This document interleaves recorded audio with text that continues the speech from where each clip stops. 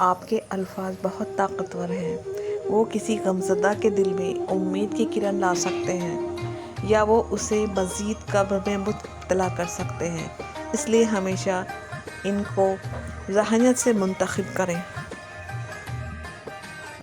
جدائی تو سفر سے ہے، یہاں تک کہ موت بھی جدائی کا ذریعہ نہیں بن سکتی۔ عنقریب ہم سب آخرت میں جمع ہوں گے۔ جدائی تو یہ ہے کہ ہم میں سے ایک جنت میں جائے اور دوسرا آگ میں۔ انسان کی تباہی 3 چیزوں میں ہے: تکبر، ہرس اور حسد۔ بہت جلد اکتا جانے سے اور بہت جلد متاثر ہونے کی عادت کو ترک کر دیں۔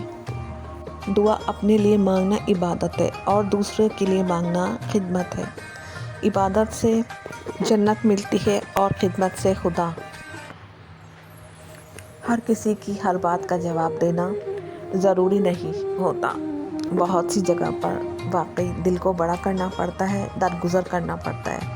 ہر کوئی نہیں سمجھ سکتا آپ کو اور ہر کسی کو آپ نہیں سمجھ سکتے۔ جہاں سے بھی گزر ہو، اچھائیوں، چاہتوں اور محبت کے بیچ بوتے چلے جائیے تاکہ آپ کا دوبارہ جب وہاں سے گزر ہو تو آپ کو اچھائیوں، چاہتوں اور محبتوں کے پھول کھلے ہوئے نظر آئیں۔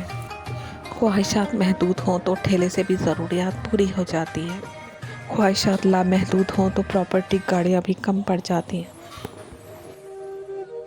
ضمیر انسان کی اندرونی گہرائیوں میں موجود اللہ کی بہت دھیمی مگر حقیقی آواز ہوتی ہے۔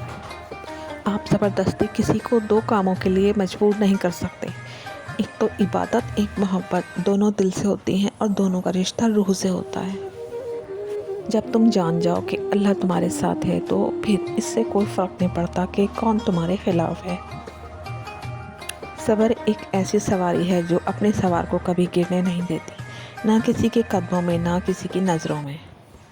سچائی اطمینان دیتی ہے اور جھوٹ بے چینی۔